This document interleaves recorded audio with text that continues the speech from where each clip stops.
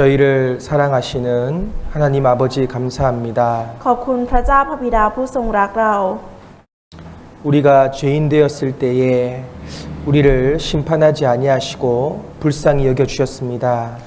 พระองค์ทรงสงสารเมตตาเราผู้ที่เป็นคนบาปให้ช่วยให้เรารอด 예수님께서 십자가에 죽으시고 부활하심으로 우리의 모든 죄를 영원히 씻어 주셨습니다. เราได้รับการลบล้างบาปชั่วนิรันดร์โดยการที่พระองค์ทรงถูกตึงบนไม้กางเขนและสิ้นพระชนม์แทนเรา 우리 구원받은 형제 자매님들 하나님을 더 자세히 알기를 원합니다. พี่น้องของเราที่ได้รับความรอดอยากที่จะรู้จักพระองค์ให้มากยิ่งขึ้น 하나님 말씀을 배우는 가운데 지혜를 주시고 또 깨닫게 도와주시옵소서. ในการฟังพระวจนะของพระองค์ในครั้งนี้ขอพระองค์ทรงช่วยประทานสติปัญญาและความรู้ให้เราตระหนักรู้ถึงพระองค์ได้ด้วยเถิด 순종하는 삶으로 연결되어서 하나님을 기쁘시게 할 수 있도록 역사해 주시옵소서. และขอพระองค์ทรงช่วยให้เรารู้ว่าชีวิตนิรันดร์นี้เชื่อมต่ออยู่กับองค์พระผู้เป็นเจ้า 그리하여 이 피사눌룩 지역에 많은 분들이 구원받을 수 있도록 우리가 전도할 수 있도록 인도해 주시옵소서. และขอพระองค์ทรงนำให้เราสามารถประกาศข่าวประเสริฐให้กับผู้ที่ยังไม่ได้รับความรอดที่อยู่ในที่นี้ณพิษณุโลก 오늘 모든 일정을 주님의 능력의 손길에만 의지하오며 예수님 이름으로 기도드렸습니다. กำหนดการทุกอย่างในวันนี้ขอฝากไว้กับองค์พระผู้เป็นเจ้าแต่เพียงผู้เดียวและอธิษฐานในพระนามองค์พระเยซูคริสต์ผู้ทรงรักเรา 아멘. 네, 오늘은 하나님은 어떤 분이신가 하나님의 특징에 대해서 같이 배우겠습니다. ก็ในวันนี้นะคะเราจะมาเรียนรู้เกี่ยวกับเรื่องพระเจ้าคือใครและลักษณะพิเศษของพระเจ้าเป็นอย่างไรค่ะ 자, 여기 창세기 1장 1절 말씀 잘 아시는 말씀이죠? ก็ในปฐมกาลบทที่1ข้อที่1นะคะเป็นพระวจนะที่เรารู้จักกันดีเลยใช่ไหมคะ 네, 같이 읽어보겠습니다. เดี๋ยวเราจะอ่านพร้อมกันนะคะ ในปฐมกาลพระเจ้าทรงเนรมิตสร้างฟ้าและแผ่นดิน 이 말씀을 우리가 믿기 전까지 오랜 시간이 걸렸을 겁니다. คือพระวจนะนี้นะคะก่อนที่เราจะเกิดมีความเชื่อขึ้นมาเนี่ยมันเป็นช่วงเวลาที่ใช้ระยะเวลานานมากค่ะ 우리가 전도를 하다 보면 하나님을 잘 모르는 사람들 또 이 성경을 비판하는 사람들을 많이 만나게 됩니다. คือพอเราประกาศออกไปนะคะทำให้เรารู้ว่ามีอีกหลายคนที่ยังไม่รู้จักพระเจ้ามีอีกหลายคนที่ยังไม่รู้จักพระวจนะนี้เยอะมากๆค่ะ 자, 그러면 여러분들은 거기에 대해서 대답을 할 수 있어야 됩니다. แต่ว่าเราสามารถให้คำตอบกับคนเหล่านั้นได้ค่ะ 자, 여기 사람들은 하나님을 정말 존재하십니까? 질문합니다. ตรงนี้นะคะเป็นคำถามที่สำคัญมากก็คือพระเจ้าเนี่ยมีอยู่จริงไหม 하나님을 어떻게 알 수 있냐? 질문합니다. แล้วก็มีคำถามอีกว่าแล้วเราจะรู้จักพระเจ้าได้อย่างไร 하나님은 도대체 어떤 분이신가? 질문합니다. และก็มีคำถามอีกว่าแล้วจริงๆแล้วเนี่ยพระเจ้าคือใครกันแน่ 자, 여기에 대해서 대답하실 수 있으십니까? ทุกคนคะคำถามเหล่านี้เราสามารถตอบออกมาได้ไหมคะ 어떠세요? ตอบได้ไหมคะ 확실하게 대답을 해야 됩니다. เราต้องตอบออกไปอย่างมั่นใจค่ะ 네, 그러려면 하나님 말씀을 배워서 내 마음에 간직하고 있어야 되겠죠. ดังนั้นนะคะถ้าเราจะตอบได้ออกไปอย่างมั่นใจเราก็ต้องศึกษาพระวจนะของพระองค์เป็นอย่างดีและเข้าใจเป็นอย่างดีค่ะ 자, 태초에 하나님이 천지를 창조하셨습니다. ในประถมกาลพระเจ้าทรงเนรมิตสร้างฟ้าและแผ่นดิน 그리고 이 우주와 지구를 만들었을 뿐만 아니라 가장 중요한 사람, 바로 나를 만들었다는 거예요. และพระองค์นะคะไม่เพียงแค่สร้างโลกใบนี้สร้างจักรวาลใบนี้ขึ้นมา แต่พระองค์ยังทรงสร้างมนุษย์ซึ่งเป็นสิ่งที่สำคัญมากที่สุดที่อยู่อาศัยในโลกใบนี้ค่ะ 가만히 생각해 보면 이 세상은 저절로 되는 게 아무것도 없습니다. ถ้าลองคิดดูดีๆแล้วนะคะในโลกใบนี้มันไม่มีสิ่งใดเลยที่จะเกิดขึ้นมาได้โดยบังเอิญหรือโดยตัวมันเองค่ะ 이 교회에 있는 모든 물건도 사람이 필요하기 때문에 사람이 만들었어요. และทุกสิ่งทุกอย่างที่อยู่ในโบสถ์แห่งนี้นะคะ สิ่งที่มนุษย์จำเป็นจะต้องใช้อะค่ะ พระองค์ก็ทรงสร้างมาให้ 그러면 사람이 살 수 있도록 이 지구는 엄청 복잡하잖아요. ขออภัยค่ะ คือทุกสิ่งทุกอย่างที่อยู่ในโบสถ์นี้นะคะ มนุษย์ก็สร้างขึ้นมาเพื่อให้มนุษย์ใช้ และในโลกใบนี้ที่ถูกสร้างขึ้นมาค่ะ ก็เป็นสิ่งที่ซับซ้อนมากๆค่ะ 이 복잡한 지구는 저절로 될 수가 없습니다. โลกใบนี้ที่มันซับซ้อนมากขนาดนี้นะคะ ไม่มีทางที่มันจะเกิดขึ้นมาได้โดยบังเอิญค่ะ 예, 설계자가 이 지구를 사람이 살 수 있도록 잘 만들어 놓은 거예요. ผู้ที่สร้างนะคะเพื่อให้มนุษย์เราเนี่ยสามารถอาศัยอยู่ในโลกใบนี้ได้พระองค์ก็เลยสร้างขึ้นมาเป็นอย่างดีค่ะ 예, 그 설계자가 누구십니까? แล้วคนที่สร้างขึ้นมาคือใครคะ 예, 하나님이 천지를 창조하셨습니다. พระเจ้าทรงเนรมิตสร้างฟ้าและแผ่นดินค่ะ 이사야 40장 26절에 너희는 눈을 높이 들어 누가 이 모든 것을 창조하였나 보라. จงในพระธรรมอิสยาห์บทที่ 40 ข้อที่ 26 นะคะ บันทึกไว้ว่า จงเงยตาของพวกท่านขึ้น แล้วมองดูว่าใครสร้างสิ่งเหล่านี้ 자, 눈을 높이 들면 바로 아름다운 지구가 있습니다. ถ้าเราเงยหน้าขึ้นไปนะคะดูนะคะก็จะเห็นเป็นโลกที่สวยงามมากๆค่ะ 그런데 이 지구와 우주를 만들었다는 증거가 성경에 미리 다 기록되어 있습니다. แต่หลักฐานในการสร้างโลกใบนี้และจักรวาลใบนี้ขึ้นมานะคะ มีบันทึกไว้แล้วในพระคัมภีร์ก่อนล่วงหน้ามาแล้วค่ะ 그래서 우리가 하나님을 믿는 것은 말씀을 통해서 믿는 거예요. ดังนั้นนะคะการที่เราเชื่อในพระเจ้าค่ะก็คือการที่เราเชื่อในพระวจนะนั่นเองค่ะ 혹시 우리 중에 느낌 또는 감정으로 하나님을 믿으려는 분 계십니까? มีพี่น้องท่านใดที่เชื่อพระเจ้ารู้จักพระเจ้าโดยการที่เรามีความรู้สึกหรือว่าอารมณ์ของตัวเองไหมคะ 굉장히 위험합니다. ถ้ามีนะคะเป็นเรื่องที่ค่อนข้างที่จะอันตรายค่ะ 예. 나의 느낌과 감정으로 하나님을 경험하는 것이 아니라 말씀을 통해서 하나님을 경험하는 거예요. เรานะคะไม่สามารถรู้จักหรือสัมผัสพระเจ้าได้ด้วยอารมณ์ความรู้สึกของเราเอง แต่ว่าเราสามารถรู้ได้ผ่านทางพระคัมภีร์ค่ะ 예. 성경은 하나님의 거룩한 말씀입니다. พระคัมภีร์นะคะเป็นพระวจนะที่ถูกบันทึกโดยพระเจ้าค่ะ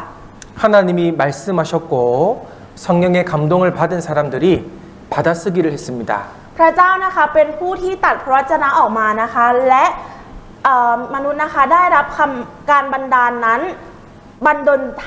ขออภัยค่ะได้รับการดลใจและบันทึกออกมาเป็นพระคัมภีร์ค่ะ 역사 속에서 하나님은 항상 사람을 사용하셔서 일을 했습니다. ในประวัติศาสตร์นะคะพระเจ้าทรงใช้มนุษย์เนี่ยค่ะมารับทำงานของพระองค์อยู่ตลอดค่ะ 자, 베드로후서 1장 21절 같이 읽겠습니다. ในพระธรรม2เปโตรบทที่1ข้อที่21เราจะอ่านพร้อมกันนะคะ เพราะว่าคำของผู้เผยพระวจนะนั้นไม่ได้มาจากความประสงค์ของมนุษย์เลย แต่มนุษย์กล่าวคำซึ่งมาจากพระเจ้า ตามที่พระวิญญาณบริสุทธิ์ทรงดลใจเขา 자, 성경의 예언은 사람의 마음대로 쓴 것이 아니다라고 되어 있죠. คำพยากรณ์นะคะมีบอกไว้ว่าไม่ได้มาจากความประสงค์ของมนุษย์เลยค่ะ 예, 성령의 감동을 받은 사람들이 하나님께 받아서 기록을 했습니다. แต่ผู้เผยพระวจนะนะคะกล่าวคำซึ่งมาจากพระเจ้าตามที่พระวิญญาณบริสุทธิ์ทรงดลใจเขาค่ะ 그래서 사람의 말이 아니기 때문에 우리는 성경을 신뢰할 수 있습니다. ดังนั้นนะคะพระคัมภีร์เนี่ยไม่ได้มาจากคำกล่าวคำพูดของมนุษย์ แต่มาจากคำของพระเจ้าดังนั้นเราจึงวางใจหรือว่าเราจึงเชื่อได้ค่ะ 여러분 사람의 말은 수시로 변하잖아요. คำพูดของคนเรามนุษย์เราค่ะมันเปลี่ยนแปลงไปมาอยู่ตลอดเวลาค่ะ 사람의 말은 거짓이 있어요. และคำพูดของคนเราค่ะมีคำโกหกซ่อนอยู่ค่ะ 그래서 사람의 말은 진리라고 말할 수 없습니다. ดังนั้นคำพูดของคนเราจึงไม่ถูกเรียกว่าเป็นความจริงค่ะ 그런데 하나님은 거짓이 없는 분이잖아요. แต่ว่าพระเจ้าเป็นผู้ที่ทรงบริสุทธิ์ค่ะ 그래서 하나님 말씀을 우리는 100% 신뢰하고 믿을 수 있습니다. ดังนั้นนะคะพระวจนะของพระเจ้าจึงทำให้เราสามารถเชื่อและวางใจได้ถึง 100% ค่ะ 이 성경을 통해서 우리가 반드시 배워야 될 진리가 있습니다. ผ่านพระคัมภีร์พระวจนะนี้นะคะจะทำให้เราเข้าใจถึงความจริงอย่างละเอียดค่ะ 자, 요한복음 5장 39절 말씀 너희가 성경에서 영생을 얻는 줄 생각하고 이 성경을 공부한다라고 되어 있습니다. ในพระธรรมยอห์นบทที่ 5 ข้อที่ 39 นะคะบันทึกไว้ว่าพวกท่านค้นดูในพระคัมภีร์เพราะท่านคิดว่าในนั้นมีชีวิตนิรันดร์และพระคัมภีร์นั้นเองเป็นพยานให้กับเรา 여기서 제일 중요한 단어가 바로 영생입니다. ตรงนี้นะคะคำศัพท์ที่สำคัญมากที่สุดก็คือคำว่าชีวิตนิรันดร์ค่ะ 성경을 깊이 보면 영생, 천국 갈 수 있다라고 분명히 말씀하고 있습니다. ถ้าดูในพระคัมภีร์ดีๆ ลึกๆนะคะ จะเห็นคำว่าชีวิตนิรันดร์นั่นคือชีวิตที่เราเนี่ยจะสามารถขึ้นสวรรค์นิรันดร์ได้ค่ะ 어떻게 사람이 죄를 씻어서 영생을 얻을 수 있을까? 성경에 자세히 기록되어 있어요. ในพระคัมภีร์นะคะมีบันทึกไว้อย่างชัดเจนและละเอียดนะคะว่ามนุษย์เราเนี่ยจะทำยังไงถึงจะสามารถลบล้างบาปและจะทำให้ได้รับชีวิตนิรันดร์ได้ขึ้นสวรรค์ได้ค่ะ 자, 여러분 영생 얻으셨습니까? ทุกคนได้รับชีวิตนิรันดร์ที่ไหนคะ 왜 대답이 없으셔요? ทำไมไม่มีคำตอบ 영생 얻으셨습니까? จะไปใช้ชีวิตนิรันดร์ที่ไหนคะ 구원 받으셨습니까? ได้รับความรอดหรือยังคะ 똑같은 말이에요. คำเดียวกันค่ะ 천국 가실 수 있습니까? ไปสวรรค์ได้ไหมคะ 똑같은 말이에요. เป็นคำเดียวกันค่ะ 예. 자, 우리는 구원 받았다, 영생 얻었다, 죄 사함 받았다. 똑같은 말입니다. คำว่าได้รับความรอดได้รับชีวิตนิรันดร์แล้วได้ขึ้นสวรรค์สามคำนี้เป็นคำเดียวกันค่ะ ความหมายเดียวกัน 예. 우리는 이 진리를 사랑하는 사람들에게 전해야 됩니다. ดังนั้นนะคะ ความจริงที่สำคัญมากๆนี้นะคะ เราจะต้องประกาศให้กับคนที่เรารักค่ะ 자, 그러려면 먼저 우리가 하나님에 대해서 자세히 알아야 되겠죠? ดังนั้นนะคะก่อนอื่นเลย เราจะต้องรู้จักพระวจนะของพระเจ้าเป็นอย่างดีก่อนที่จะไปประกาศให้กับคนอื่นค่ะ 자, 먼저 첫 번째 특징은 하나님은 한 분이십니다. อย่างแรกนะคะลักษณะของพระเจ้านะคะพระเจ้ามีเพียงองค์เดียวเท่านั้นค่ะ 세상에 신이 여러 명이 있는 것이 아니라 오직 한 사람 유일하신 하나님입니다. ในโลกใบนี้นะคะไม่ใช่ว่ามีพระเจ้าอยู่หลายองค์นะคะแต่มีเพียงพระเจ้าที่เป็นพระผู้สร้างองค์เดียวเท่านั้นค่ะ 자, 어떤 분은 자기의 신을 나무로 만들고 돌로 만들어요. บางคนนะคะก็สร้างพระเจ้าของตัวเองเนี่ยขึ้นมาจากหินจากต้นไม้จากสิ่งต่างๆค่ะ 그러나 이 우상들은 말도 못하고요. 듣지도 못해요. แต่พวกรูปเคารพเหล่านี้นะคะ พูดออกมาก็ไม่ได้หรือว่าฟังที่เราขอก็ไม่ได้ค่ะ 이 우상들은 우리에게 복을 줄 수 있는 능력이 없습니다. และรูปเคารพนี้นะคะไม่มีความสามารถหรือพละกำลังที่จะสามารถประทานพรให้กับเราได้ค่ะ 그런데 모르기 때문에 복을 간절히 받고 싶으니까 여기에다 대고 절을 하는 거예요. แต่เพราะบางคนไม่รู้นะคะและก็อยากได้พรมากจริงๆนะคะ ก็เลยไปขอพรให้สิ่งเหล่านี้ค่ะให้พรแก่เขาค่ะ 예, 그러나 이제 하나님을 배워서 하나님을 믿는 사람들은 절대 이 우상에 절할 수 없습니다. แต่ว่าคนที่รู้จักพระเจ้าแล้วคนที่เชื่อในพระเจ้าอย่างจริงใจนะคะ จะไม่มีทางไปกราบก้มไหว้ขอพรสิ่งเหล่านี้ค่ะ 자, 여기 홀로 한 분이신 능하신 자다라고 되어 있죠? ตรงนี้นะคะมีคำว่าทรงฤทธานุภาพสูงสุดแต่เพียงพระองค์เดียวอยู่ใช่ไหมคะ 예, 하나님은 몇 분이시라고요? บอกไว้ว่าพระเจ้ามีกี่พระองค์คะ 예, 홀로 한 분이시다. มีพระองค์เดียวค่ะ 예, 살아계시고 참되신 분은 바로 한 분이십니다. พระเจ้าผู้ทรงพระชนอยู่นะคะ และทรงสัตย์จริงนั้นมีเพียงพระองค์เดียวเท่านั้นค่ะ 그런데 성경을 보면 하나님이 세 가지 모습으로 나타나 있습니다. แต่พอเราดูในพระคัมภีร์นะคะ จะปรากฏออกมา3ลักษณะของพระเจ้าค่ะ 예, 그리고 우리를 하나님 아버지 성부 하나님이라고 말합니다. แต่ว่าเราเรียกพระเจ้านะคะว่าพระเจ้าพระบิดาค่ะ 그리고 하나님의 아들 이름이 뭐예요? และบุตรของพระเจ้าคืออะไรคะ 예수. 예. 그리고 우리 안에 계시는 분이 누구예요? และสิ่งที่อยู่ภายในเราคืออะไรคะ 성령님. พระวิญญาณบริสุทธิ์ค่ะ 예. 자, 여기 보시면 자, 이것을 우리가 삼위일체다. 세 분이시지만 한 분이시다라는 겁니다. ตรงนี้นะคะปรากฏ3ลักษณะมีอยู่3พระองค์ก็จริงนะคะ แต่ทั้งหมดเนี่ยเป็นหนึ่งเดียวกันค่ะ 여기 Father 바로 천지를 만드신 하나님입니다. ตรงนี้นะคะพระบิดาก็คือพระบิดาผู้ทรงสร้างจักรวาลค่ะ 예. 이분은 하나님이시죠? พระบิดาพระผู้สร้างก็เป็นพระเจ้าใช่ไหมคะ 예. 그리고 그의 아들 선 바로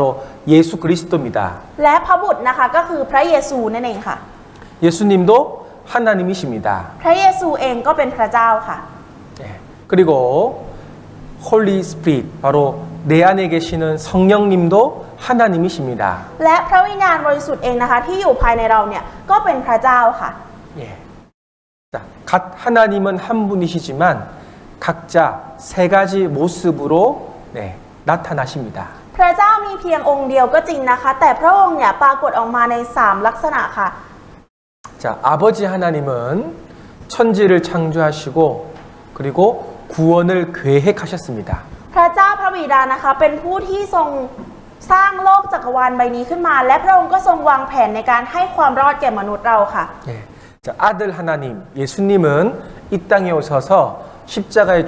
죽으심으로 구원을 완성하셨습니다. ส่วนพระบุตรนะคะพระองค์ทรงเสด็จมาในลักษณะของมนุษย์ และพระองค์ทรงทำให้ความรอดเนี่ยสำเร็จลุล่วงไปค่ะ ซึ่งนั่นก็คือพระเยซูคริสต์ค่ะ 예. 성령 하나님은 지금도 우리와 함께 하셔서 구원을 전파하는 역할을 합니다. ส่วนพระเจ้าพระวิญญาณบริสุทธิ์นะคะพระองค์ทรงทำหน้าที่ในการประกาศข่าวประเสริฐเรื่องความรอดออกไปยังแผ่นดินโลกค่ะ 그래서 성경을 통해서 하나님은 한 분이시지만 성부, 성자, 성령 세 가지 역할로 나뉘는구나라는 것도 이해해야 됩니다. ดังนั้นนะคะพระคัมภีร์จึงทำให้เราเข้าใจว่าพระเจ้ามีเพียงพระองค์เดียว แต่ว่าพระองค์ทรงแบ่งออกเป็น3พระองค์นะคะ แต่ละหน้าที่ก็แตกต่างกันค่ะ 자, 그리고 같이 읽어보겠습니다. เราจะอ่านตรงนี้พร้อมกันนะคะ พระเจ้าเป็นพระวิญญาณ 요한복음 4장 24절에 하나님은 영이시니라고 되어 있습니다. ในพระธรรมยอห์นบทที่4ข้อที่24นะคะมีบันทึกไว้ว่า พระเจ้าเป็นพระวิญญาณ 그래서 육체를 가지고 있는 우리는 영이신 하나님을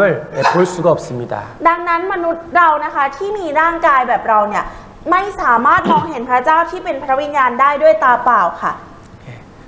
그 영이신 하나님이 우리 사람을 만들 때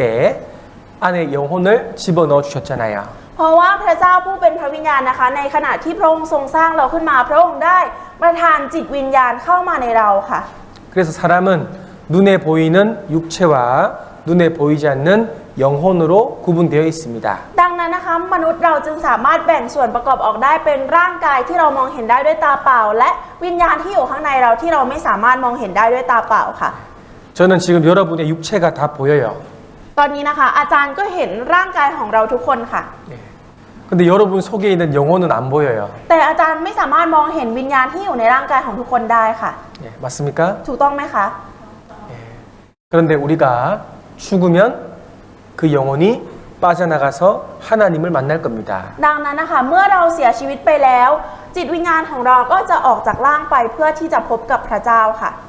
그래서 누가 전도하다가 아니 하나님은 왜 눈에 안 보여? 보이면 믿을게 라고 말합니다. ดังนั้นนะคะเวลาที่เราไปประกาศให้กับคนอื่นนะคะเขาก็จะถามว่า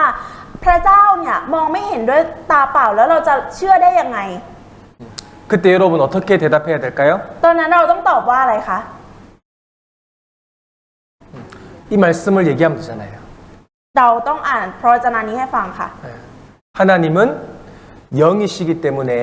눈에 안 보여. เพราะว่าพระเจ้าเป็นพระวิญญาณไม่สามารถมองเห็นได้ด้วยตาเปล่า 예, 그렇게 대답하면 되겠죠? เราตอบแบบนี้ก็ได้ใช่ไหมคะ 자, 영이신 하나님은 우리를 보고 계시고 듣고 계시고 모든 것을 알고 계십니다. พระเจ้าผู้ทรงเป็นพระวิญญาณนั้นนะคะพระองค์ทรงกำลังเฝ้าดูเราอยู่ตลอดเวลา และพระองค์ทรงได้ยินเราและทรงรู้ในทุกสิ่งที่เราทำค่ะ 자, 그리고 여기 같이 읽겠습니다. และเราจะอ่านตรงนี้พร้อมกันนะคะ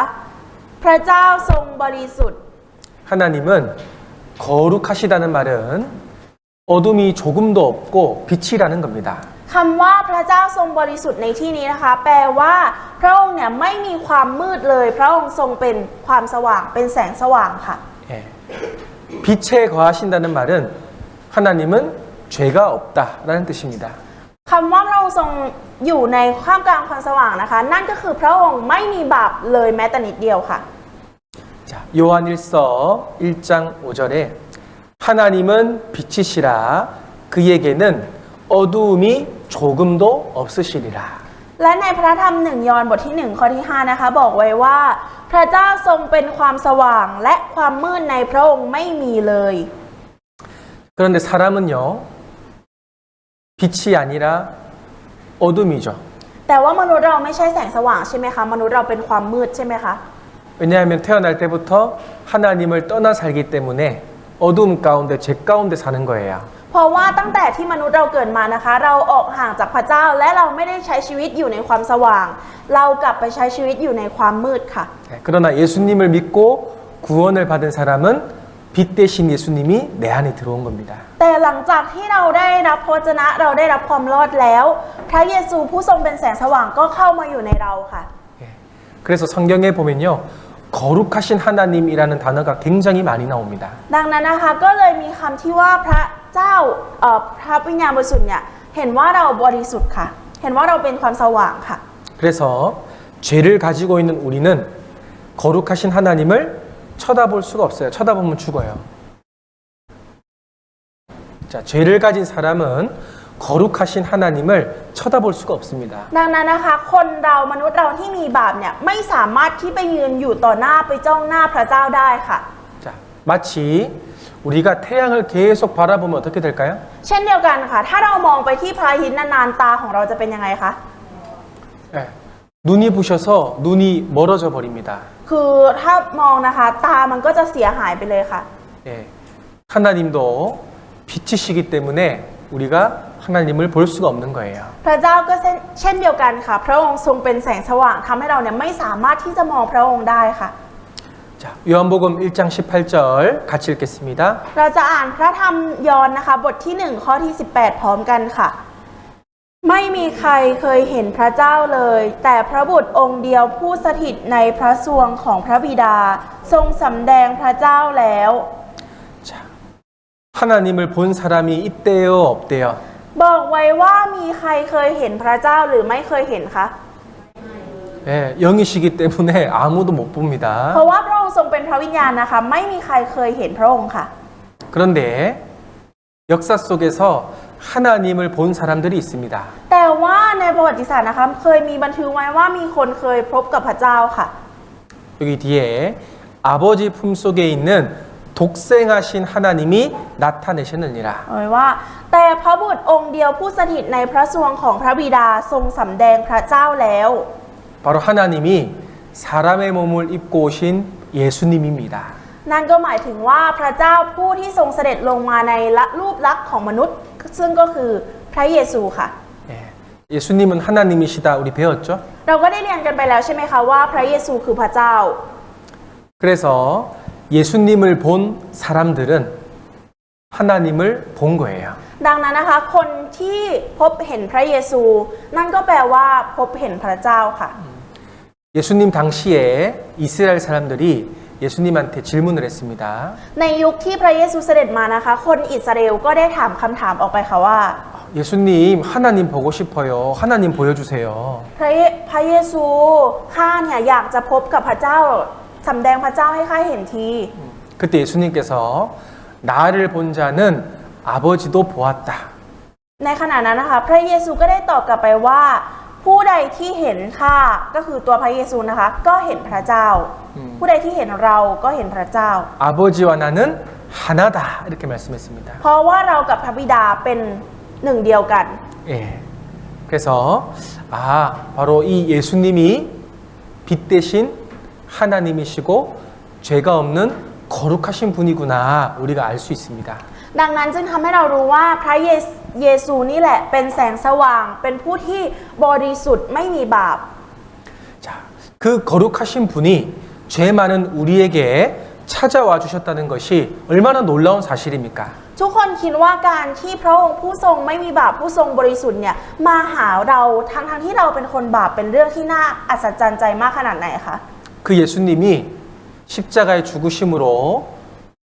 영생 얻을 수 있는 길을 우리에게 열어주신 거예요. และโดยการที่พระองค์ทรงสิ้นพระชนม์บนไม้กางเขนนั้นนะคะเป็นหนทางที่พระองค์ทรงเผยให้เราเห็นหนทางในการที่จะได้รับความรอดค่ะได้รับชีวิตนิรันดร์ค่ะ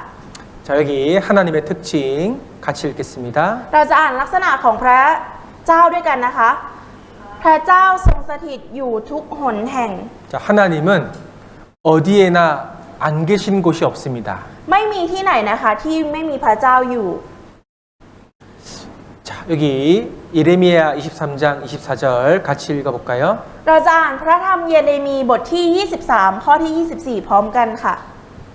พระยาเวห์ตรัสว่าใครจะซ่อนตัวจากเราไปอยู่ในที่ลี้ลับ เพื่อเราจะไม่เห็นเขาได้หรือ เราไม่ได้อยู่เต็มฟ้าสวรรค์และโลกหรือ พระยาเวห์ตรัสดังนี้แหละ 자, 우리가요 죄를 은밀하게 숨기려고 해도 하나님은 다 보고 계십니다. เรานะคะถึงแม้ว่าเราจะปิดบังซ่อนเว้นนะคะบาปที่เราทำไว้มากขนาดไหนแต่พระเจ้าทรงเห็นทุกอย่างค่ะ 나 여호와가 말하노라 나는 천지에 충만하다라고 했습니다. เราไม่ได้อยู่เต็มฟ้าสวรรค์และโลกหรือพระยาเวห์ตรัสดังนี้แหละ 자, 하나님은 태국에도 계시고 한국에도 계시고 미국에도 계셔요. พระเจ้านะคะอยู่ทั้งที่ประเทศเกาหลีประเทศไทยหรือแม้แต่อเมริกาพระองค์ก็ทรงสถิตอยู่ค่ะ 예. 근데 사람은 한 곳에만 머물 수 있잖아요. แต่ว่ามนุษย์เราอยู่ได้แค่ในขณะเดียวกันเราอยู่ได้แค่ที่เดียวใช่ไหมคะ 예. 지금 우리는 교회 안에 있기 때문에 집에 있을 수는 없잖아요. เพราะว่าตอนนี้เราอยู่ที่โบสถ์อีกคนหนึ่งของเราไม่สามารถอยู่ที่บ้านเราได้ใช่ไหมคะเราไม่สามารถแยกร่างได้เนาะ 예. 하나님은 어디에나 계시기 때문에 그죠? 교회에도 계시고 집에도 계시고 직장에도 계시는 거예요. แต่ว่าพระเจ้านะคะพระองค์ทรงสถิตอยู่ทุกที่ไม่ว่าจะที่โบสถ์ที่บ้านหรือที่ทำงานพระองค์ก็ทรงสถิตอยู่ค่ะ 예. 그리고 하나님은 모든 것을 아십니다. และพระเจ้านะคะทรงทราบทุกอย่างค่ะ 예. 자, 여기 시편 147편 4절에 저가 별의 수요를 계수하시고 저희를 다 이름대로 부르시느니라라고 했습니다. ในพระธรรมสดุดีบทที่ 147 ข้อที่ 4 นะคะบันทึกไว้ว่า พระองค์ทรงนับจำนวนดาว พระองค์ทรงตั้งชื่อมันทุกดวง 여러분 하늘에 별이 얼마나 많아요. 셀 수 없습니다. ทุกคนคะบนท้องฟ้าเนี่ยมีดาวอยู่เยอะมากๆค่ะเราไม่สามารถที่จะไปนับจำนวนมันได้เลยค่ะ 근데 하나님은 그 별을 다 일일이 세시고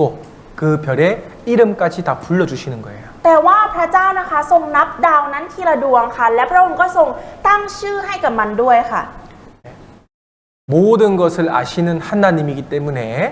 우리의 과거와 현재와 미래까지도 아십니다. พระเจ้านะคะผู้ที่ทรงทราบทุกสิ่งทุกอย่างนะคะพระองค์ทรงรู้ตั้งแต่ในอดีตปัจจุบันและอนาคตทั้งหมดค่ะ 심지어 여러분의 머리털 개수까지 아실까요? 모르실까요? เอาอย่างนี้นะคะทุกคนรู้ไหมคะว่าบนหัวเราเนี่ยมีผมอยู่กี่เส้น 몰라요? ไม่รู้เหรอคะ 하나님 모를까요? แล้วคิดว่าพระเจ้ารู้ไหมคะ 자, 여기 봅시다. 자, 누가복음 12장 7절 같이 읽겠습니다. เราจะอ่านพระธรรมลูกานะคะบทที่ 12 ข้อที่ 7 พร้อมกันค่ะ ถึงผมของพวกท่านก็ทรงนับไว้แล้วทุกเส้น อย่ากลัวเลยท่านก็มีค่ามากกว่านกกระจาบหลายตัว 예. 하나님은 나에 대해서 모르는 것이 없습니다. พระองค์นะคะรู้ทุกสิ่งทุกอย่างที่เราไม่รู้ค่ะ 우리 머리털까지 다 세시기 때문에 우리를 너무나 잘 아시고 관찰하고 계십니다. แม้แต่เส้นผมเล็กๆนะคะพระองค์ยังทราบว่ามีอยู่เท่าไหร่ เพราะฉะนั้นพระองค์เนี่ยทรงรู้จักเราเป็นอย่างดีค่ะ 그런데 사람들은 하나님은 몰라. 아무도 몰라. 그래서 은밀하게 죄를 짓잖아요. แต่ว่ามนุษย์เรานะคะบอกว่าโอ้ไม่รู้จักหรอกพระเจ้าอะไรอย่างเงี้ยก็เลยใช้ชีวิตโดยการทำบาปมาตลอดค่ะ 자, 욥기 11장 11절 말씀에 하나님은 허망한 사람을 아시나니 악한 일은 상관치 않으시는 듯하나 다 보시느니라 그랬습니다. ในพระธรรมโยบนะคะบทที่11ข้อที่11นะคะบันทึกไว้ว่าเพราะพระองค์ทรงรู้จักคนหลอกลวงเมื่อทรงเห็นความชั่วพระองค์จะไม่ทรงพิจารณาหรือ 모든 것을 다 보시기 때문에 우리의 죄를 넘어가는 것이 아니라 죽음 건너편에서 심판하시는 거예요. เพราะพระองค์ทรงเห็นทุกสิ่งทุกอย่างนะคะพระองค์จึงไม่ทรงข้ามผ่านความบาปที่เราทำลงไปนะคะพระองค์จะทรงพิพากษาหลังจากที่เราตายไปแล้วอย่างแน่นอนค่ะ 그리고 하나님은 전능하십니다. และพระเจ้านะคะเป็นผู้ที่ทรงฤทธานุภาพค่ะ 전능이라는 것은 원하시는 것을 무엇이든지 할 수 있는 능력이 있습니다. คำว่าพระองค์ทรงฤทธานุภาพในที่นี้นะคะคือพระองค์สามารถทำได้ทุกสิ่งทุกอย่างตามที่พระองค์ทรงประสงค์ไว้ค่ะ 자, 여기 오직 우리 하나님은 하늘에 계셔서 원하시는 모든 것을 행하셨습니다. ตรงนี้นะคะบันทึกไว้ว่าพระเจ้าของเราทั้งหลายอยู่ในฟ้าสวรรค์สิ่งใดที่พอพระทัยพระองค์ก็ทรงกระทำ 지구도 우주도 만드시고 사람도 만드시고 모든 것을 다 행할 수 있습니다. พระเจ้านะคะทรงสร้างฟ้าสวรรค์และแผ่นดินและพระองค์ทรงสร้างมนุษย์พระองค์ทรงสร้างทุกสิ่งทุกอย่างที่พระองค์ประสงค์ค่ะ 그리고 세상의 모든 나라들과 왕들도 하나님이 꽉 잡고 있어요. และพระเจ้านะคะทรงครอบครองโลกใบนี้อยู่ค่ะ แม้แต่กษัตริย์ที่อยู่ในโลกในแต่ละประเทศพระองค์ก็ทรงปกครองอยู่ 이 세상이 죄로 가득 차 있고 하나님 없는 것처럼 보이지만 하나님은 이 세상을 다스리고 계십니다. ถึงแม้ว่าเราจะมองว่าโลกใบนี้ค่ะเต็มไปด้วยบาปและเหมือนจะไม่มีพระเจ้าอยู่ แต่จริงๆแล้วพระเจ้ายังทรงปกครองคุ้มครองโลกใบนี้อยู่ค่ะ 그리고 하나님은 의롭고 공평하시기 때문에 죄를 미워하십니다. และพระเจ้านะคะทรงชอบธรรมและยุติธรรมพระองค์จึงทรงเกลียดชังบาปค่ะ 자, 이 세상의 판사는 올바른 판단을 잘 할 수가 없습니다. ผู้พิพากษาในโลกใบนี้นะคะไม่สามารถพิพากษาคดีต่างๆ ได้อย่างถูกต้อง 100% ค่ะ 하나님은 다 아시기 때문에 올바른 판단을 하실 수가 있습니다. แต่พระเจ้านะคะเพราะพระองค์ทรงรู้ทรงเห็นทุกอย่างนะคะพระองค์จึงพิพากษาได้อย่างแม่นยำค่ะ 자, 여기 시편 96편 13절 자, 빨간색 글자만 같이 읽어볼까요? เดี๋ยวในพระธรรมสดุดีนะคะบทที่96ข้อที่13อ่านเฉพาะตัวสีแดงพร้อมกันค่ะ พระองค์เสด็จมาเฉพาะพระองค์เสด็จมาพิพากษาโลก 자, 하나님은 땅도 판단하시고 세계도 판단하십니다. พระองค์นะคะมาพิพากษาทั้งแผ่นดินและทั้งโลกนี้ค่ะ 예. 그래서 우리는 공평하신 하나님 앞에 우리의 죄를 숨길 수가 없는 거예요. ดังนะคะเมื่อเราอยู่ต่อหน้าพระเจ้าผู้ทรงชอบธรรมและยุติธรรมนะคะเราจึงไม่สามารถที่จะปกปิดหรือว่าซ่อนเร้นนะคะบาปของตัวเองไว้ได้ค่ะ 그런데 죄가 많은 사람들은 이것을 믿지 않고 자꾸 하나님 앞에 자기 죄를 숨기려고 하는 겁니다. แต่ว่าคนที่มีบาปหนานะคะก็จะซ่อนบาปของตัวเองเนี้ยไว้อยู่ตลอดเวลาค่ะพยายามที่จะซ่อนไว้ค่ะ 자, 그리고 하나님은 신실하시다. 신실하시다는 말은 말씀하신 것을 반드시 지킨다는 겁니다. และพระเจ้านะคะทรงสัตย์ซื่อค่ะทรงซื่อสัตย์เพราะฉะนั้นพระองค์จะพิพากษาอย่างแน่นอนค่ะ 자, 여러분 다른 사람과 약속을 해본 적 있으시죠? ทุกคนก็เคยสัญญากับใครบางคนใช่ไหมคะ 그런데 약속을 100%다 지킬 수 있을까요? แล้วทุกคนสามารถรักษาสัญญานั้นได้ 100% ไหมคะ 사람은 약속을 잊어버릴 수도 있고 또 약속을 어길 수도 있습니다. มนุษย์เรานะคะอาจจะมีการหลงลืมสัญญาไปบ้าง หรือเราอาจจะไม่อยากจะทำตามสัญญาตัวเองบ้างก็ได้ค่ะ 근데 하나님은 그렇지 않습니다. แต่ว่าพระเจ้านะคะไม่เป็นเช่นนั้นค่ะ 자, 히브리서 10장 23절 같이 읽겠습니다. เราจะอ่านพระธรรมนะคะฮิบรูบทที่10ข้อที่23พร้อมกันค่ะ ขอให้เรายังคงยึดมั่นในความหวังที่ประกาศรับไว้นั้น โดยไม่หวั่นไหวเพราะว่าพระองค์ผู้ประทานพระสัญญานั้นทรงซื่อสัตย์ 자, 미쁘시다라는 말은 진실되다. 하나님은 약속하신 것을 반드시 지키시는 분입니다. คำว่าพระองค์ทรงซื่อสัตย์นะคะเป็นพระองค์ที่ทรงรักษาพระสัญญาของพระองค์อย่างแน่นอนค่ะ 그래서 우리는 우리의 소망이 흔들리지 않습니다. ดังนั้นนะคะความหวังของเราเนี่ยจึงไม่สั่นไหวค่ะ 예, 하나님을 믿는다는 것은 약속의 말씀을 믿는 거예요. การที่เชื่อในพระเจ้านะคะคือเชื่อในพระสัญญาที่เป็นพระวจนะของพระองค์ค่ะ 예, 하나님을 믿는다는 것은 성경 말씀을 믿는다는 겁니다. การที่เราเชื่อในพระเจ้านะคะก็เชื่อในพระคัมภีร์พระวจนะของพระองค์ค่ะ 자, 여러분이 성경 보세요. ทุกคนดูที่พระคัมภีร์นี้นะคะ 예, 우리 매일매일 읽잖아요. สิ่งนี้นะคะเราอ่านมันอยู่ทุกๆวันค่ะ 이 말씀이 곧 하나님입니다. สิ่งนี้นะคะก็คือพระเจ้าค่ะ 우리는 하나님을 말씀을 통해서 보는 거예요. เรานะคะกำลังมองเห็นพระเจ้าผ่านพระวจนะของพระองค์อยู่ค่ะ 그러면 저는 하나님 가까이 하고 싶어요라고 말하는 사람은 말씀을 가까이 하면 되겠죠. ดังนั้นนะคะคนที่พยานออกมาว่าอยากจะอยู่ใกล้อยู่ติดสนิทกับพระเจ้าค่ะ ก็เพียงแค่อ่านพระวจนะของพระองค์ก็ถือว่าได้ติดสนิทอยู่กับพระองค์แล้วค่ะ 맞습니까? ถูกต้องไหมคะ 예. 말씀을 가까이 하지 않으면서 나는 하나님과 가까이 하고 있습니다. 거짓말하는 겁니다. ถ้าเกิดว่าใครไม่ได้อยู่ติดสนิทกับพระวจนะนะคะ แล้วมาบอกว่าตัวเองเนี่ยติดสนิทกับพระเจ้าแบบนี้คือว่าเป็นการโกหกค่ะ 예. 우리는 신실하신 하나님, 이 변하지 않는 말씀을 신뢰하기 때문에 우리의 믿음이 흔들리지 않습니다. เพราะว่าเรานะคะอยู่ติดสนิทกับพระวจนะของพระองค์นะคะ เราไม่มีทางที่จะสั่นไหวหรือว่าสั่นคลอนอย่างแน่นอนค่ะ 자, 그리고 같이 읽어볼까요? แล้วก็อ่านตรงนี้พร้อมกันนะคะ พระเจ้าทรงทำการดี 예. 사람은 악하지만 하나님은 선하십니다. ถึงแม้ว่ามนุษย์เรานะคะจะทำความชั่วทำบาปนะคะ แต่ว่าพระเจ้าทรงทำการดีค่ะ 여호와께서는 만유를 선대하시며 그 지으신 모든 것에 긍휼을 베푸셨습니다.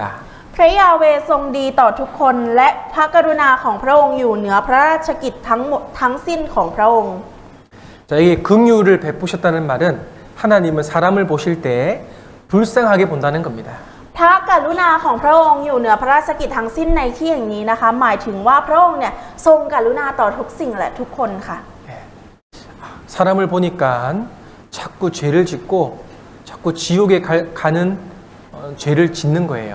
พอดูที่มนุษย์นะคะมนุษย์เนี่ยก็ทำบาปอยู่เรื่อยๆทำผิดอยู่ตลอดค่ะ 하나님을 욕하고 하나님을 모른다고 말합니다. ทั้งด่าว่าพระเจ้าทั้งบอกว่าไม่รู้จักพระเจ้า 우리 같았으면 미워서 심판해버리고 싶어요. คือเราได้ยินนะคะเราก็รู้สึกเกลียดนะคะก็อยากจะพิพากษาเขาค่ะ 근데 하나님은 선하시고 우리를 불쌍히 여기시는 분입니다. แต่ว่าพระเจ้านะคะพระองค์ทรงทำการดีและพระองค์ทรงกรุณาค่ะ 그래서 죄인이 빨리 회개하고 하나님께로 돌아오기를 참고 기다려 주시는 거예요. ดังนั้นนะคะพระองค์จึงทรงอดทนเพื่อให้คนบาปเนี่ยได้กลับใจและกลับมาหาพระองค์อีกครั้งหนึ่งค่ะ 여러분 오래 참으셔요? ทุกคนสามารถอดทนได้นานๆไหมคะเราทนไหวไหมคะ 저는 오래 잘 참지 못하는 것 같아요. อาจารย์เองก็อดทนไม่นานค่ะ ไม่ค่อยอดทนเท่าไหร่ค่ะ 근데 하나님은 어떠실까요? แต่ว่าพระเจ้าเป็นอย่างไรคะ 하나님은 선하시기 때문에 오래 참아 주십니다. พระองค์เพราะว่าพระองค์ทรงดีต่อทุกคนนะคะ พระองค์จึงอดทนได้นานค่ะ 구원받지 못한 사람에게 구원받을 수 있도록 계속 참고 기회를 주시는 겁니다. พระองค์นะคะทรงอดทนและให้โอกาสสำหรับคนที่ไม่ได้รับความรอดนะคะทำให้มีโอกาสได้รับความรอดเนี่ยเป็นเวลานานค่ะ พระองค์ทรงให้โอกาส 자, 신앙이 성장하지 못한 우리에게도 자꾸 말씀을 순종하지 않는 넘어지는 우리에게도 기회를 주시는 거예요. รวมทั้งคนที่ได้รับความรอดอย่างเรานะคะพระองค์ก็ทรงให้โอกาสที่เราเนี่ยจะสามารถเติบโตขึ้นในทางความเชื่อได้ค่ะและไม่ทำให้เราเนี่ยล้มลงค่ะ 자, 그리고 하나님의 가장 중요한 속성, 하나님은 사랑이십니다. และลักษณะที่สำคัญมากที่สุดของพระเจ้านะคะนั่นก็คือพระเจ้าทรงเป็นความรักค่ะ 요한일서 4장 16절을 같이 읽겠습니다. เราจะอ่านพระธรรม1 ยอห์นบทที่ 4 ข้อที่ 16 พร้อมกันนะคะ ฉะนั้นเราจึงรู้และวางใจในความรักที่พระเจ้าทรงมีต่อเรา พระเจ้าทรงเป็นความรักและผู้ที่อยู่ในความรักก็อยู่ในพระเจ้า และพระเจ้าก็ทรงอยู่ในคนนั้น 자, 우리는 하나님의 사랑을 알고 믿었습니다. เรานะคะรู้และเชื่อในความรักของพระเจ้า 예. 모르고 믿을 수는 없잖아요. ถ้าเราไม่รู้เราก็ไม่เชื่อไม่ได้ใช่ไหมคะ 예. 무엇을 알았냐? 바로 십자가에서의 하나님의 사랑입니다. และเรารู้ได้อย่างไรเราก็รู้ได้จากที่พระองค์ทรงแสดงความรักให้เราเห็นบนไม้กางเขนค่ะ 예. 바로 우리 구주 예수 그리스도가 이 땅에 오셔서 우리를 위해서 피 흘려 죽으신 겁니다. นั่นคือความรักที่พระเจ้านะคะทรงเสด็จมายังโลกใบนี้โดยการเป็นพระเยซูและทรงสิ้นพระชนม์บนไม้กางเขนเพื่อเราค่ะ 예. 그리고 부활하셔서 우리의 죄를 영원히 씻어주신 그 십자가의 사랑입니다. และความรักนั้นนะคะก็คือเมื่อพระองค์สิ้นพระชนม์ไปแล้วพระองค์ฟื้นคืนชีพขึ้นมา เพื่อไถ่รับลบล้างบาปให้เราชั่วนิรันดร์ค่ะนั่นคือความรักค่ะ 예. 자, 그 사랑을 정말 받은 사람은 어떻게 살아야 될까요? คนที่รับความรักนั้นแล้วจริงๆจะต้องใช้ชีวิตยังไงคะ 옛날처럼 죄 짓고 살 수 있을까요? ใช้ชีวิตทำบาปเหมือนเดิมได้ไหมคะ 아니죠. ไม่ใช่ค่ะไม่ได้ค่ะ 사랑은 사람을 변화시킵니다. คนเรานะคะพอได้รับความรักแล้วความรักนั้นจะทำให้เราเปลี่ยนไปค่ะ 예수님의 사랑을 정말 받은 사람은 우리가 삶이 변하게 돼 있어요. คนที่ได้รับความรักของพระเยซูแล้วนะคะชีวิตของเราเนี่ยจะมีการเปลี่ยนแปลงค่ะ 자, 요한복음 3장 16절도 같이 읽겠습니다. และเราจะอ่านพระธรรมยอห์นบทที่ 3 ข้อที่ 16 พร้อมกันค่ะ พระเจ้าทรงรักโลกดังนี้คือได้ประทานพระบุตรองค์เดียวของพระองค์ เพื่อทุกคนที่วางใจในพระบุตรนั้นจะไม่พินาศแต่มีชีวิตนิรันดร์ 얼마나 나를 사랑하셨으면 자기 아들을 죽는 데까지 내어주셨을까요? ถ้าถามว่าพระองค์ทรงรักเรามากขนาดไหนนะคะก็คือพระองค์เนี่ยได้ทรงประทานพระบุตรองค์เดียวมาเพื่อเราค่ะ 자, 세상을 사랑했다는 말은 바로 저와 여러분을 사랑했다는 겁니다. คำว่าพระเจ้าทรงรักโลกในที่นี้นะคะก็คือหมายถึงรักทั้งอาจารย์รักทั้งพวกเราทุกคนในที่นี้ค่ะ 예, 우리가 그 예수를 믿고 영생을 얻은 것처럼 우리 사랑하는 가족들에게도 계속 전해야 됩니다. อย่างที่เราได้รับความรักจากพระเยซูได้รับชีวิตนิรันดร์นั้นมานะคะเราก็จะประกาศให้กับคนที่เรารักเหมือนกันค่ะ 예수님이 여러분을 사랑하지 않았으면 이 땅에 오실 이유가 없잖아요. ถ้าพระเยซูไม่รักเรานะคะพระองค์ไม่มีเหตุผลเลยที่พระองค์จะต้องเสด็จมาบนโลกใบนี้ค่ะ 여러분을 사랑하지 않았으면 십자가에 죽으실 이유가 없잖아요. และถ้าพระองค์ไม่ทรงรักเรานะคะพระองค์ก็ไม่มีเหตุผลที่พระองค์จะต้องไปสิ้นพระชนม์บนไม้กางเขนค่ะ 그래서 항상 우리는 십자가를 보면서 아, 예수님이 죽은 것이 아니라 바로 내가 죽었구나라고 묵상해야 됩니다. ดังนั้นนะคะเป็น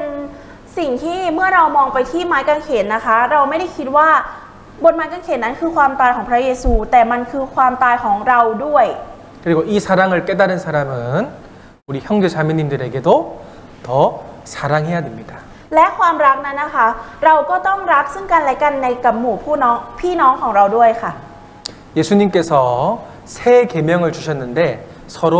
사랑하라라는 계명을 주셨습니다. พระเยซูนะคะได้ให้ธรรมบัญญัติมา3อย่างนะคะนั่นก็คือจงรักซึ่งกันและกันค่ะ 어떤 계명이라고요? บอกว่าเป็นธรรมบัญญัติยังไงนะคะ 서로 사랑하라. รักซึ่งกันและกัน 락. 예. 자, 여러분 옆에 계시는 우리 형제 자매님들 한번 쳐다보세요. ลองหันไปดูพี่น้องข้างๆเราดูค่ะ 예수님 피로 구원받은 사랑하는 사람입니다. เรานะคะคือคนที่เราได้รับความรักจากพ พระโลหิตของพระเยซูค่ะ 예,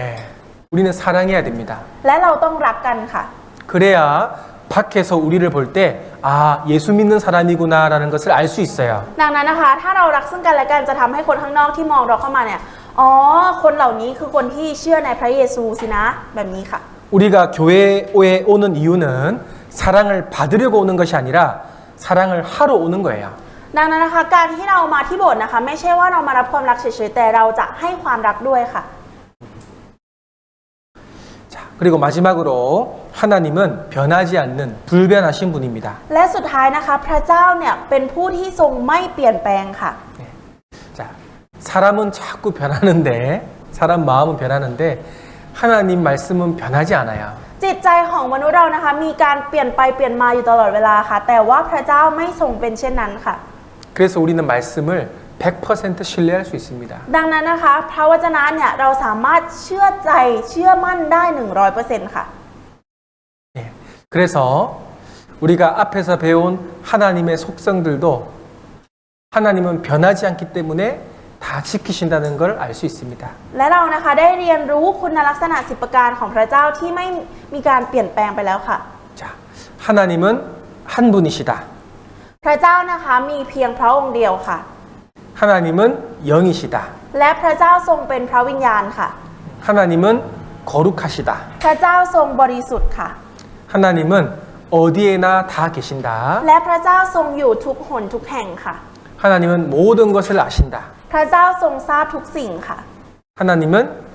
전능하시다. 다 능력을 행할 수 있다. และพระเจ้าทรงฤทธานุภาพสูงสุดค่ะ 예, 하나님은 공평하시고 신실하시다. และพระเจ้าทรงชอบธรรมและซื่อสัตย์ค่ะ 하나님은 선하시다. พระเจ้าทรงทำการดีค่ะ 예, 하나님은 사랑이시다. พระเจ้าทรงเป็นความรักค่ะ 하나님은 변하지 않으신다. และพระเจ้าไม่ทรงเปลี่ยนแปลงค่ะ 예, 이 10가지 속성을 우리가 계속 묵상하고 또 배워야 됩니다. ในอนาคตนะคะเราก็ต้องเรียนรู้เกี่ยวกับ10ลักษณะนี้ต่อไปและก็มาไข้ควรกันอยู่ตลอดค่ะ 하나님을 알면 알수록 우리의 신앙이 성장합니다. ยิ่งเรารู้จักพระเจ้ามากยิ่งขึ้นเท่าไหร่นะคะจะทำให้ชีวิตในทางความเชื่อของเราเติบโตมากยิ่งขึ้นเท่านั้นค่ะ 예, 오늘 여기까지 말씀드리겠습니다. ก็พระวจนะในวันนี้นะคะมีเพียงเท่านี้ค่ะ 예, 기도하겠습니다. อธิษฐานร่วมกันนะคะ 살아계시는 우리 하나님 아버지 감사를 드립니다. ขอบคุณพระเจ้าพระบิดา 하나님의 그 특징을 오늘 말씀을 통해서 배웠습니다. วันนี้เราได้เรียนคุณลักษณะของพระเจ้ากันไป 우리 형제 자매님들 하나님 아는 지식에 더욱 풍성해질 수 있도록 도와주시옵소서. ขอพระเจ้าทรงช่วยให้พี่น้องของเราได้มีความรู้เกี่ยวกับพระองค์มากยิ่งขึ้นด้วยเถิด 사람의 말에 의지하지 말고 하나님 말씀만 의지할 수 있도록 도와주시옵소서. ขอพระองค์ทรงช่วยให้เราพึ่งพาเพียงพระวจนะของพระองค์เท่านั้น อย่าให้เราไปพึ่งพาคำพูดของคนเลย 우리 사랑하는 가족들 또 친척들 이웃들에게 예수님을 전하게 도와주시옵소서. และขอพระองค์ทรงช่วยให้เราสามารถประกาศให้กับครอบครัวที่เรารักเพื่อนที่เรารักและคนรอบข้างเราได้ด้วย 이 피사눌룩 지역에 이뤄진 영혼들에게 우리가 복음을 전하게 도와주시옵소서. และขอพระองค์ทรงช่วยในการประกาศข่าวประเสริฐให้กับคนที่อยู่ในพิษณุโลกแห่งนี้ 우리를 사랑하시는 예수님 이름으로 기도드렸습니다. อธิษฐานในพระนามองค์พระเยซูคริสต์ผู้ทรงรักเรา 아멘.